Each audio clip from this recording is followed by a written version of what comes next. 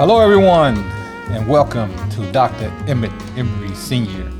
You Better Stand Your Watch, Leader and Leadership Podcast. Today, I want to talk about leadership qualities. I recently took a trip, my wife and I, to Dubai, and it had been 34 years since I had been there. And I remember walking, as I mentioned before, across the desert in Jebel Ali over into Dubai. Well, I got there and I looked at the areas. Jebel Ali is now one of the major import and export ports coming out of Dubai. Dubai itself is one of the richest areas, and it's heavily built up.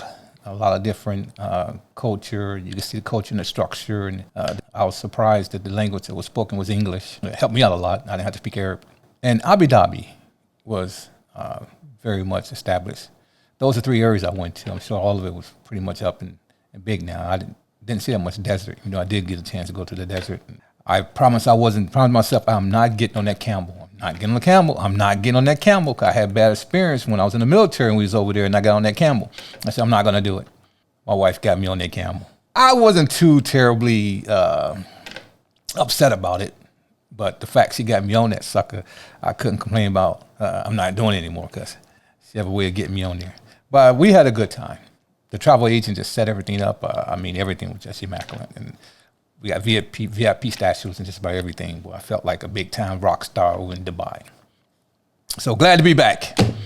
And looking at the leadership that was over there, I thought about, I'm going to talk about the next podcast, leadership qualities. Effective leadership involves various essential characteristics such as emotional intelligence, decision-making proficiency, strategic vision, communication skills, and ability to inspire and motivate. Each of these dimensions plays a crucial role in the leader's ability to guide their team effectively. Leadership qualities include a unique blend of soft skills, such as knowing how to motivate your team to meet deadlines and achieve their career goals. Learning more about the qualities of effective leaders can help you develop and strengthen these strengths throughout your career. Now, there's a difference between effective leader and leadership. The leadership qualities, pretty much that I'm going to talk about, is going to center on leaders and effective leader. And we, in a leader's arena, understand that in order to be an effective leader, we got to be a leader that's willing to adapt, change, have to be disciplined, have to be able to use the creative thoughts that he or she has and implement them into the company's policy, procedures, and vision. First quality that individuals should have is accountability. Leaders and accountability are closely linked together. Accountability is leadership fosters a culture of trust and responsibility. You got to trust yourself first before you trust others. And when you trust others, you have responsibility to make sure you follow up and be accountable for that trust of others in addition to the trust that you have within yourself. Accountable leaders set clear expectations and provide constructive feedback. You got to be willing to accept the feedback that come back. I said constructive. The bias, the haters' feedback that you get, that's not constructive. So you're not going to do anything with it. As they say, the garbage that you get in from that garbage goes right back out. Demonstrating personal accountability encourages team members to own their actions and contribute to team goals. So now it becomes about you, respect, and the trust. Own it. And when you own it, the other individual that works for you see that you're owning that. So now they understand from the leadership that you've given them that they got to take ownership as well of the things they do in the areas that they work. Leadership accountability entails fulfilling commitments and taking responsibility for mistakes. Whoa, that's a tough one. Yes, you have to take responsibility for the mistakes that you make. Do you have to verbally and openly take that responsibility? It's totally up to you. Some leaders feel comfortable just in front of the people that work for them saying, hey, I made a mistake, it's my fault. Some leaders say, no, I'm not going to do that. I'm just going to make sure I don't hold them accountable for the mistake that I made. So either way, you're not holding the individual or the employees accountable. And the individuals, the leaders that like to go out and explain is their mistake, got to be careful with that. Because if you're constantly stating that it's your mistake, it's your fault, then employees get to the point where there's no trust. And where there's no trust, there's no respect.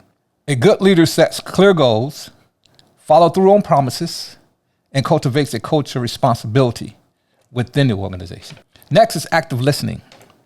Active listening by leaders involves listening attentively to the individual who is speaking, not gazing off, not thinking about what you're going to say to the individual before they finish talking, but listening to them, hearing them.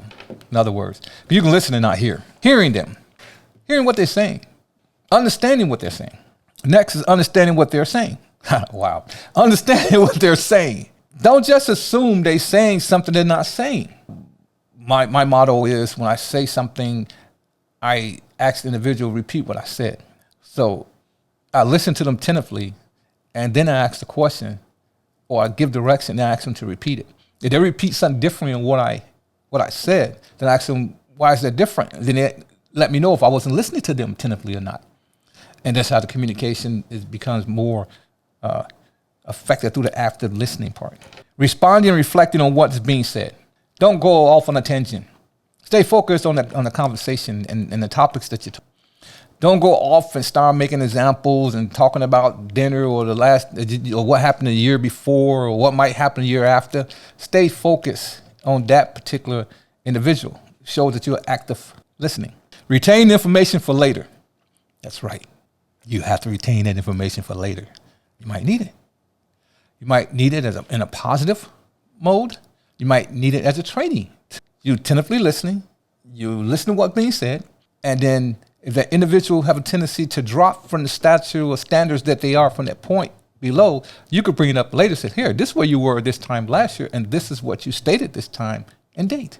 Not stored for later for negative gold. You always looking to train, develop, lift up, and build up the people that work underneath you, especially your direct reports. Focusing not only on the words spoken, but also on body language and other nonverbal clues. If you're listening to the person and you're hearing what they're saying, and then you respond back to something that they didn't like, if they give you a little signal with a certain finger, then you know they're not in tune with what you're saying. If they have the negative body languages, the facial expressions, and they turn away from you and they put their head down, things of that nature, then you know either they're not in tune to what you're saying, or that conversation look deeper than you can imagine. I mean, it might be some things that's irritating or not connecting with that individual that might have to be sat down and talked to. It might not be related to the job. It might be related to home, or it might just be some things that individual going through. That's a different podcast. Next thing is collaboration. Collaboration leadership occurs when management work with employees to complete projects and meet goals. To implement a collaborative leadership style, it's a leadership style. You talk about leadership style, collaboration is a leadership style. It's like servant leadership or coaching leadership. Those are styles. In the workplace, research collaboration leadership. Research it. You always should do root cause analysis for just about anything you do, whether you're doing quantitative study or qualitative study in your workplace. Make sure you get your research done ahead of time. If you don't research, you don't find the pros and cons of things and the negative and positive of something, how can you pretty much do a measuring tool upon it? You can't. Everything that you come up with would not be absolute. So research collaborative leadership. By looking into existing leadership practices, you can inform yourself about which strategies might work best in your workplace.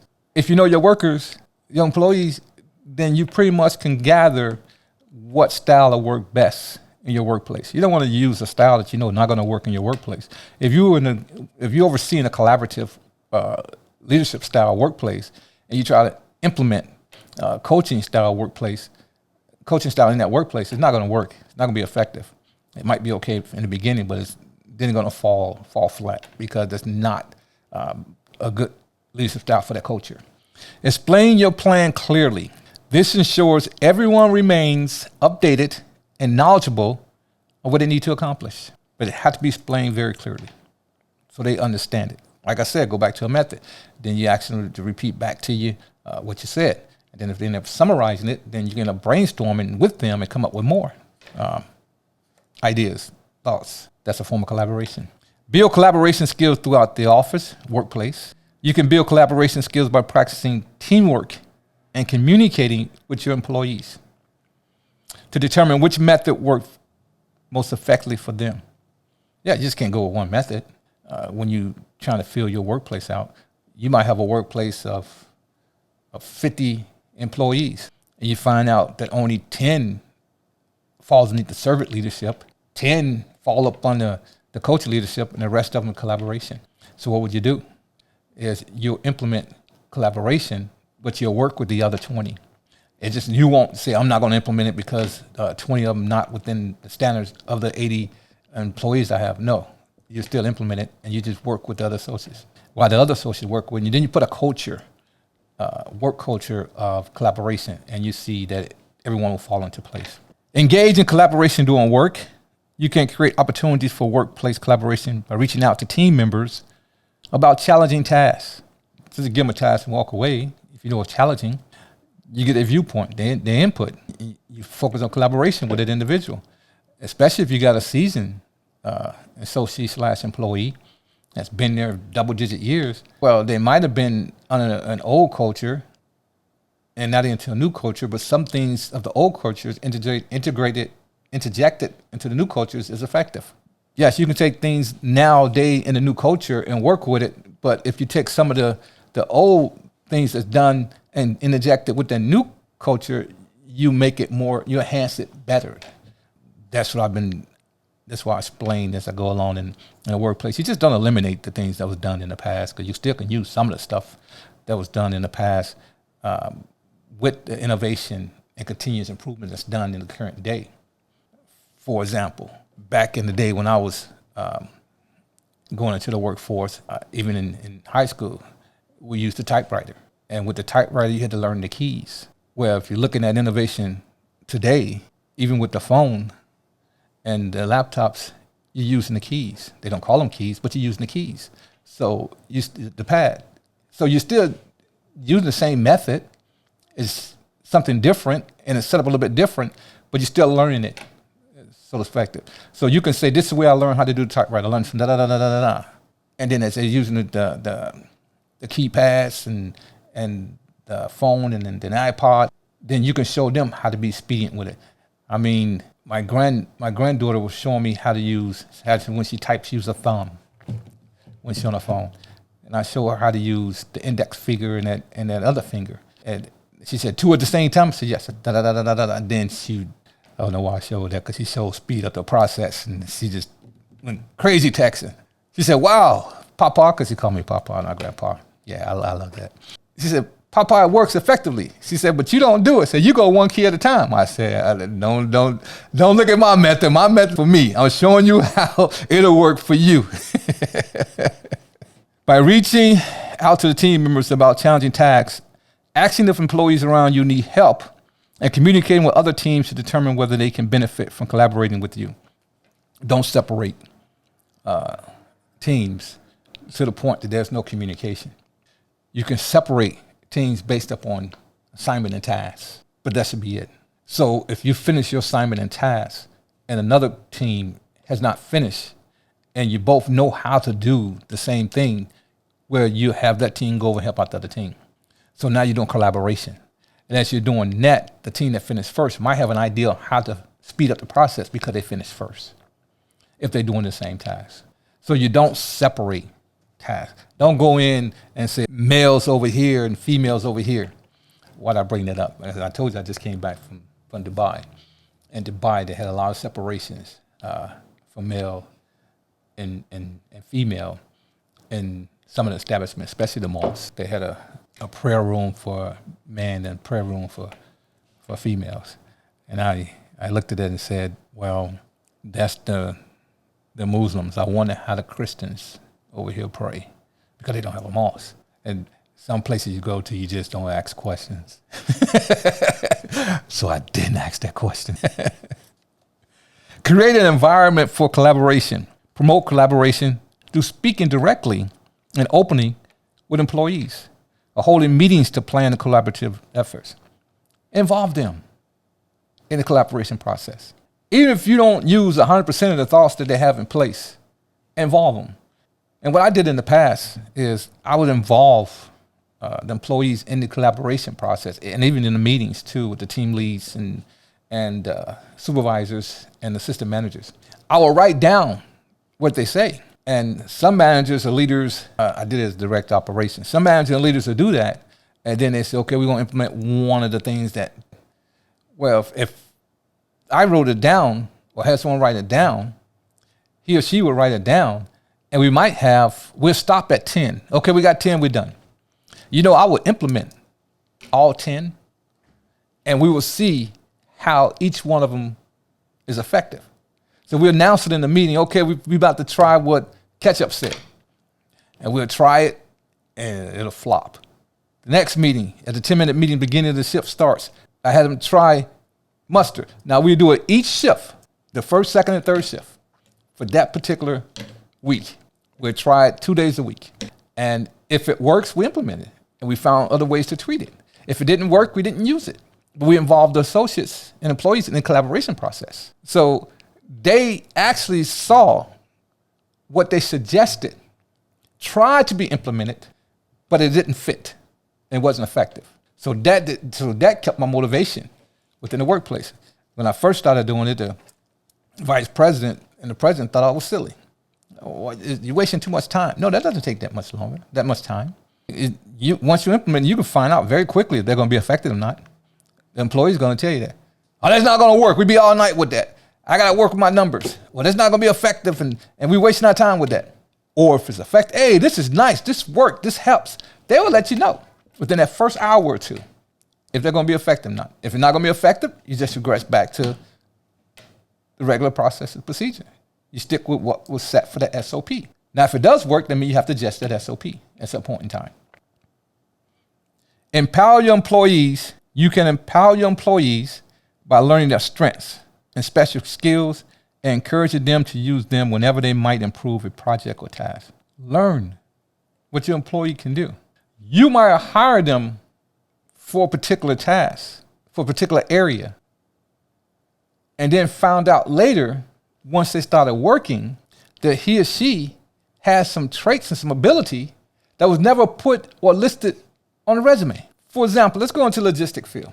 You might have hired someone to be a forklift driver, say to receive merchandise. All you're doing is receiving, getting off the trucks and staging it. But then something happened where you had to use that individual on a shift where they had to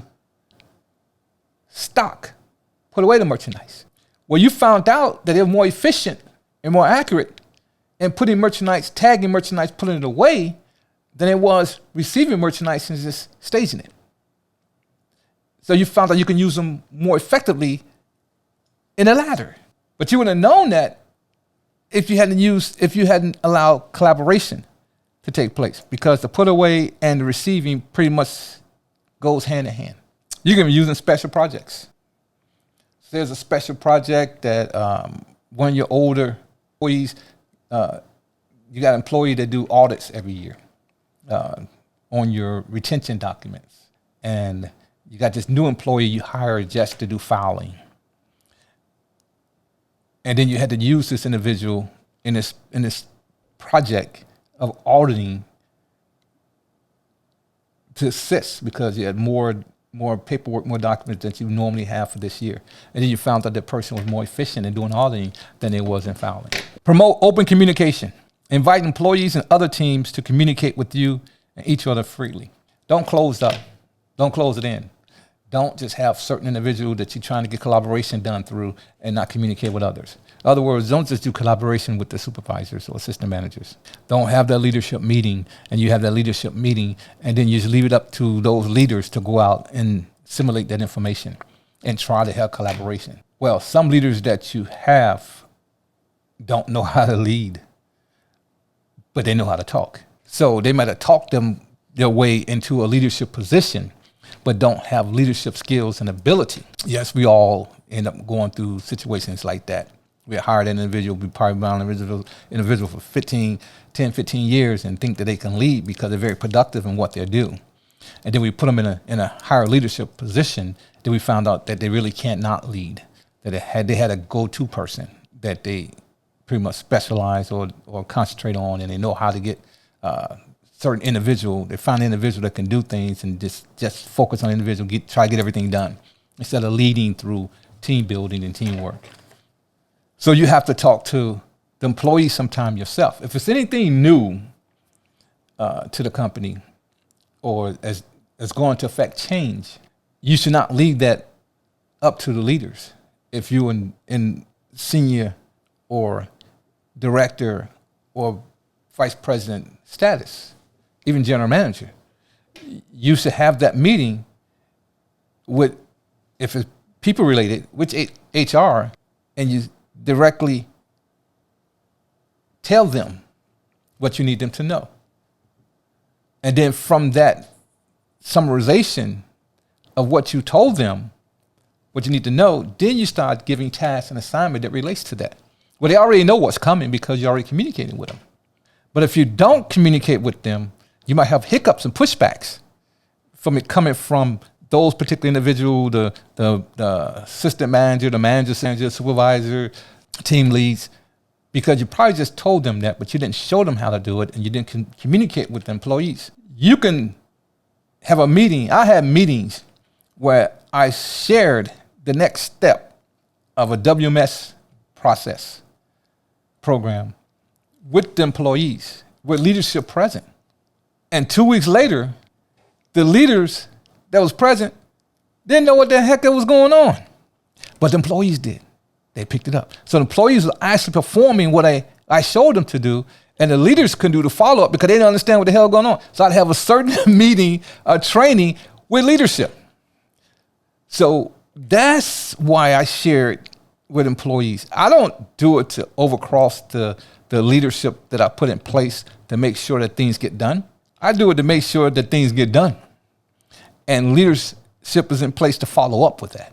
And they follow up, and then they learn through the follow-up method from the employees. And then the meetings that we have and the brainstorming that we do and collaboration that take place in the leadership meetings, we enhance what takes place. So that means the employees then begin to feel freely to communicate, which is good. You go to these jobs where the employees say, we don't have a voice here. Well, we say don't matter. Closed ears is not going to help your bottom line. Closed ears is not going to help you with profits and sales. Closed ears is going to hurt that company. And even if they don't realize what you're doing from leadership perspective with closed ears, to 2 or 3 years down the line, they're going to find out because they're going to be looking at numbers from year to year to year. And some companies have monthly forecasts. So they're looking at the forecast, and they're looking at the final numbers that come through. And then they're looking at what caused those numbers to come through that month versus the previous year's months. And if it's a positive, it's not going to be too much feedback. But if it's a negative, they're looking into it. Adapt to changes in practice and the workplace. You got to be able to adapt. You got to be able to adapt. You got to be able to change on the dime. By staying aware of changes in business practices in your industry or workplace. I mean, you have to read, my brother, my sister. If you're in leadership, you should be reading up on your industry. You should know exactly what's going on. If you're dealing with if your business dealing with anything of the current date that deals with import, export, shipment from the pier, you should be aware of what's going on with the strike that's going on from the employees at the ports. If you're not up to date with what's going on from a leadership perspective, you're behind the 8 ball.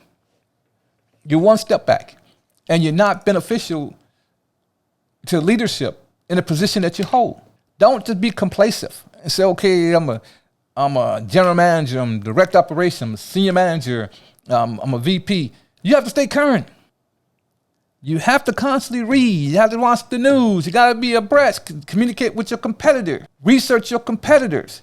You have to be on top in order to be successful in your business. You can't expect the president or the CEO or the owner to be doing all this. They have a meeting with you, then tell you what's going on in the market or what's going on with with the community or the work environment, you got to be on top of that. So when they do come to you and communicate with you, leadership come to you and communicate with you about those particular areas, you're already aware of it.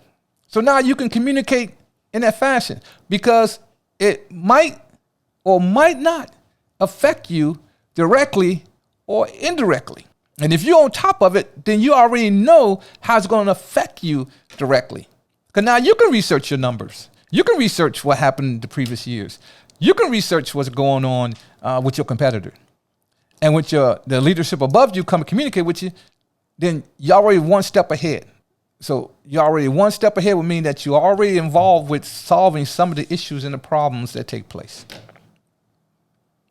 You can adapt your strategy for collaboration so that it remains effective in new situations. This might involve scheduling more or fewer team meetings, spending more time on certain steps in a project, or helping different teams meet their goals as they arise. Next is courage.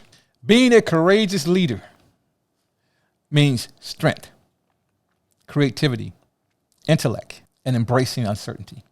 It means maintaining a positive attitude, being willing to take risks for the greater good, adapting to ever-changing conditions, and remaining curious about your team and what they can accomplish without preconceived limits. Traits of courage involves intentionally being able to set healthy boundaries, say no when necessary, speed it up, but still keep it within SOP standards and policy and procedures, then okay, say yes to it. But if you know it's going to slow things down, it's going to tick employees off, and it's some crazy idea you came up with because it worked before at your previous job, or it worked, you saw it on YouTube or something of that nature, someone said implement it, you got to say no. Like I said, you got to know what matters within the work environment. What works at Ketchup Company may not work at Mustard's Company, even though you're doing the same thing. It's the same type of business. Shipping out merchandise. Was it correct quantity or was it too much? And you won't know it until you get feedback from the customers or through KPIs, through your reports. So you have to be willing, day in and day out, to lean into the unknown without getting upset. How you lean into? Your research. There's going to be root cause analysis done for everything you do. I mean, that's why you have measurements in place and things in place, preventive measures in place to monitor, to track, either to catch it after happening or prevent it before it happens. Have a purpose, because a person who has strong clarity on their why shows courage. You should be asking yourself why. You're in the workplace and say you must tell the employees the why. You know why they're doing something. You know why it's happening. You know why the purpose is there. We ask yourself that question. Why am I going into work? Why am I dealing with these issues? Why am I not on top of this? Why am I spending so many hours at work? Why am I not at home like I'm supposed to? And then you put that into perspective. So you ask yourself the why too. Why am I not getting through with the employees? Why is my overtime so much? Okay, I have enough with the whys. Be committed. Because courage is more easily developed in someone who can stay focused and maintain momentum on a daily basis toward their dreams, no matter the challenge and obstacles. Towards their dreams. Never, ever stop dreaming. I don't care how old you are. I don't care how long you've been with that business. I don't care how long you've been working in that environment. Don't stop dreaming. So what may happen? What may happen is a lot of individuals who get certain years, 20, 25, 30, 35, 40, 45 years, sometimes 50 years, in the same work environment, over a period of time, become burnt out in that environment. The ones that don't do the constant career changes every 10 years or every 15 years, the ones that stay solid. Say an individual been in the supply chain management field for 50 years and they've been a regional managers and overseeing a region. Well, and then say they reach age 60 and then they feel they burnt out. So one or two things have to happen. If you have to downsize, what you're doing and go just in the direct operation for one facility or general manager one facility.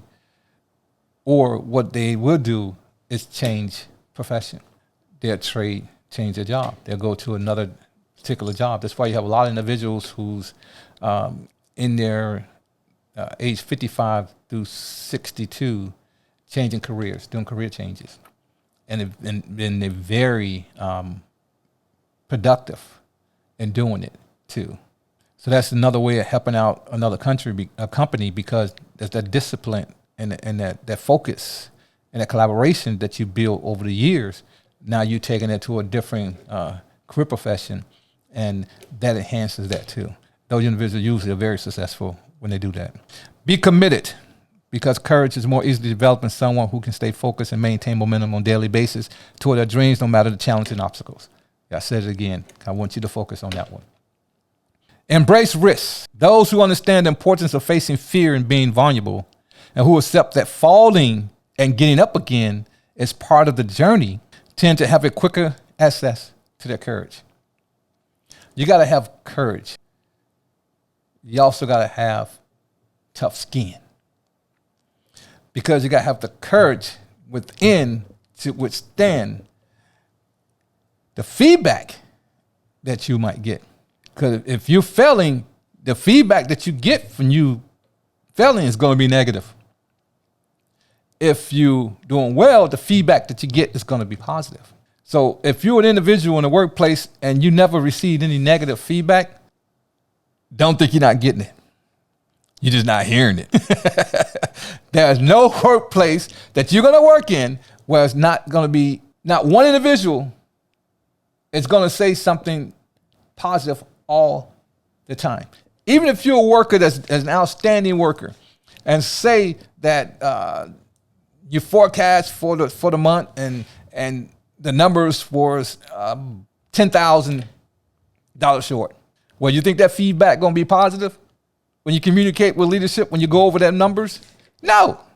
But you can't be high and mighty up on this top horse.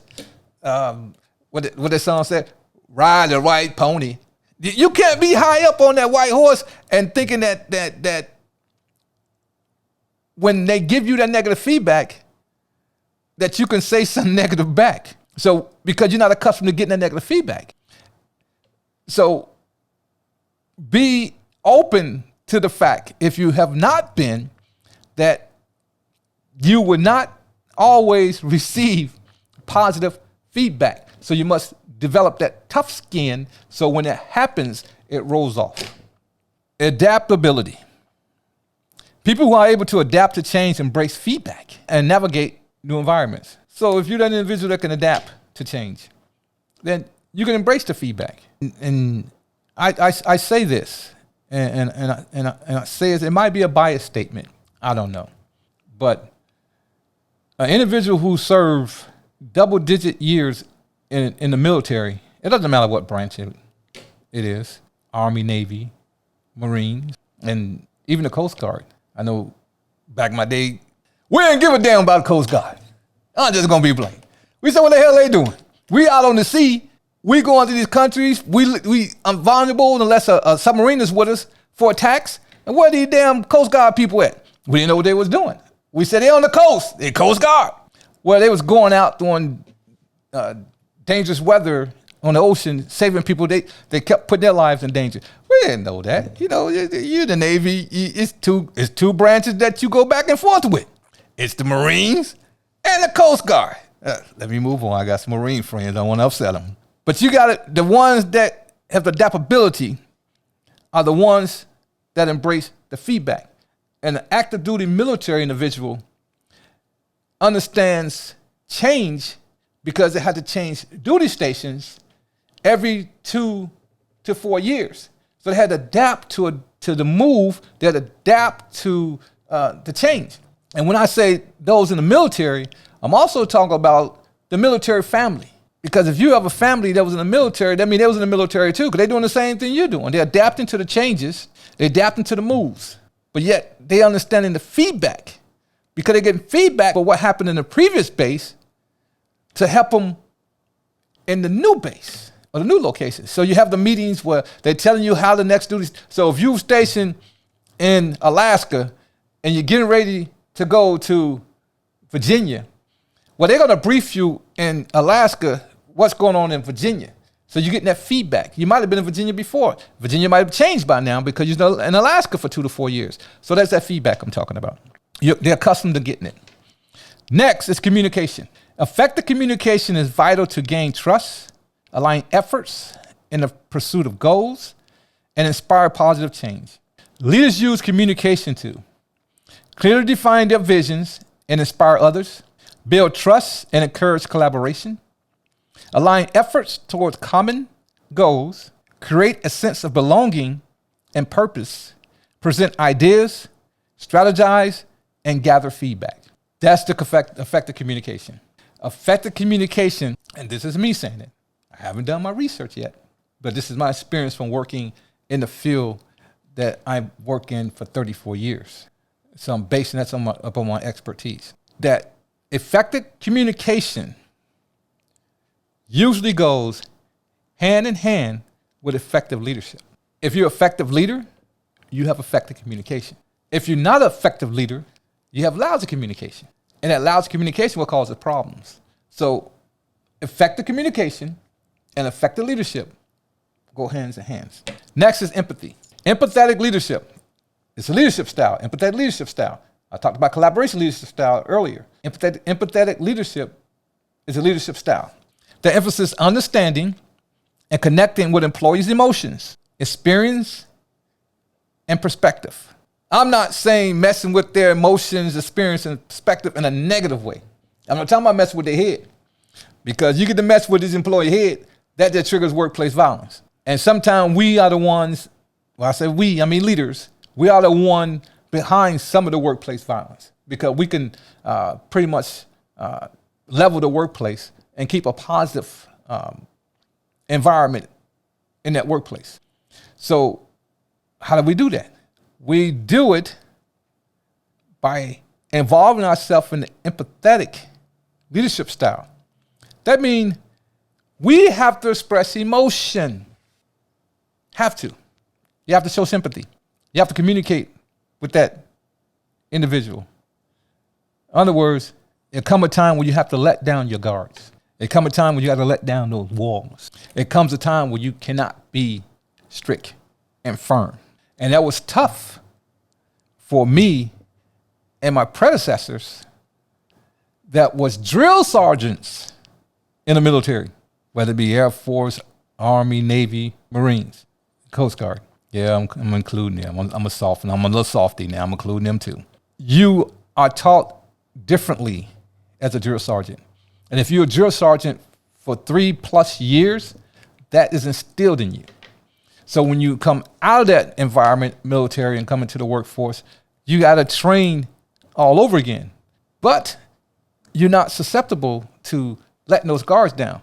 Also, the individuals in special forces, the Rangers, the SEALs, and those special forces. You have to have that hardcore. You have to have that zone, that space. Only so far you can come in. And see, it was tough for me because it was only so far I let my family in. Now, I'm not saying my immediate family, my kids, and the spouse at the time. It was the extended family. Why? Because I didn't see them that much. Because I didn't see them that much, I didn't know them like I did when I was young and staying there. So when the communication involving with them was not the everyday communication as it should be with your siblings. So that's something I had to work on with them, as well as make sure I stayed in tune with the kids. Because you get at that drill sergeant board, you get if something goes wrong and you already trained them kids and they do something you know they shouldn't be doing, and well, you get angry, but you show anger in a higher tone than you probably should. Because everything you say within that standard as a drill sergeant is heavy, is loud. And it sounds like rah, rah, rah, rah, rah, rah, rah, to other people, but it don't sound loud to you because you're accustomed to talking that way. So you have conversations outside of that. I know I talked to some friend of mine that was drill sergeant. You have that deep conversation, and then you get real intense in that conversation when you're talking to friends, or it turns into a potential argument, and your voice rises. And as your voice rises, you don't know it's rising.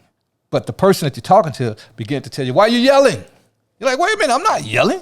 Because you don't hear that. Like right now, you're probably saying that fool voice is rising. Well, I don't hear that. I don't hear it.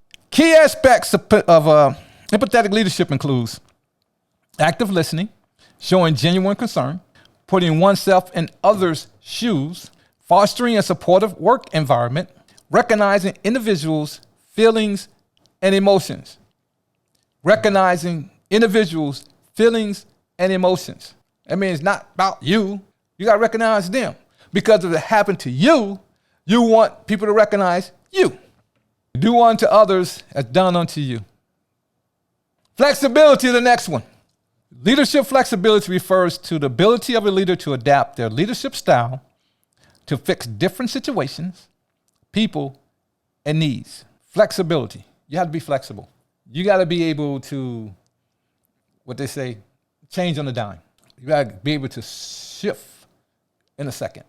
That's called strategic thinking, critical thinking, strategic planning. But you got to have the flexibility to do that. You got to have the flexibility to go from high to low, low to high. And you got to make sure that you adapt this leadership style to fit the different situations. I mean, that's the critical thinking and that strategic planning, because you're not doing it for the same situation. You're doing it for different situations and different people. Your tender people are going to be different than your new associates. So you got to be able to be flexible with the new associates to get them up to the level that the tender people are. And the needs. If you're forcing someone to get production in an area where they need better equipment, but they don't have that equipment, but you put those numbers up there for them to get that, then you're not flexible to their needs. Key points related to leadership flexibility include understanding that determination requires flexibility. Using creativity to solve problems. Be creative within the boundaries, though.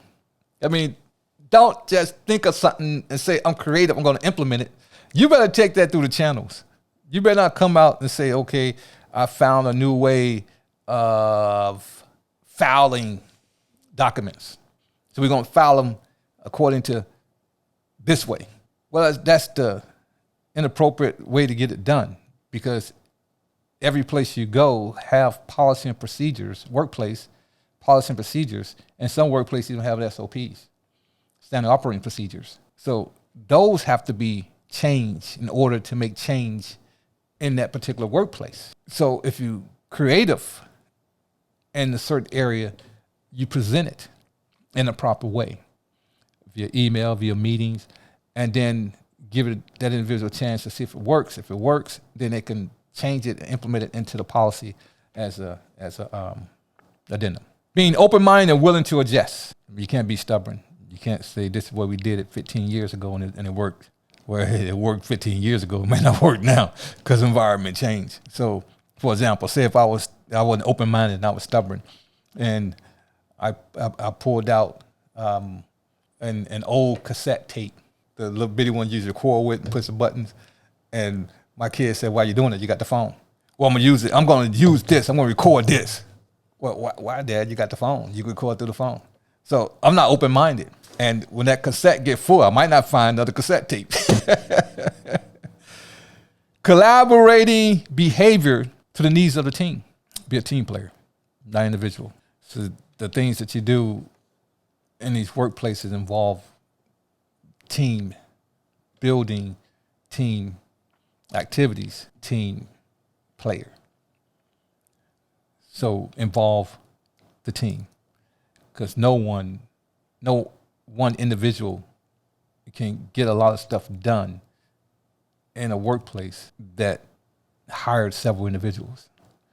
So they only needed one person that can get it all done. Why they hire multiple people? They don't need to hire multiple people. You got that one person that can get it done. So because they hire multiple people for multiple areas that intertwine together to get that one task done, or to get that business objective done, then you have to make sure that you stay focused on that. Good leaders who are flexible possess traits such as emotional intelligence, self-awareness, learning agility, and strategic thinking. Leaders need strengths in 3 areas of focus. They need self, the inner awareness. Focus attunes us to our emotions and intuitions, guiding values and better decisions. Leaders need to be focused on people, which is other awareness. It smooths our connections to the people in our lives. And lastly, leaders need to be focused in the system, which is outer awareness. Focus let us navigate the larger world. Next is growth mindset. The last one we're going to mention is growth mindset.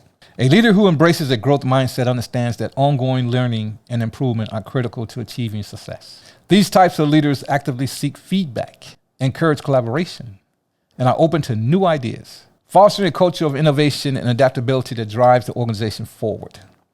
The characteristics that define a growth mindset include effort, challenges, feedback, and mistake. In order, those are your qualities, your leadership qualities. As I mentioned before, in order to be an effective leader, you must be able to hear, follow, adapt, be a part of the leadership qualities that I mentioned. Well, I want to thank you for tuning in to this section. And to all, God bless you. Good night, goodbye, good day, and so long.